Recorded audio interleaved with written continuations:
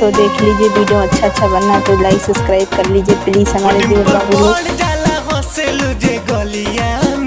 अझुरा ही दिलू उठावा के ललिया में, अझुरा ही दिलू उठावा के ललिया में, बड़ा जादू बाटे तोहरा कोनो बलिया में, अझुरा ही दिलू उठावा के ललिया में, अझुरा ही दिलू उठावा के ललिया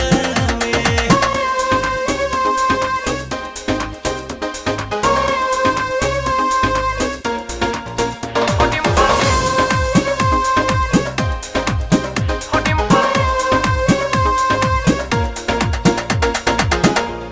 नइखे बुझात रानी कहा तोहर दिल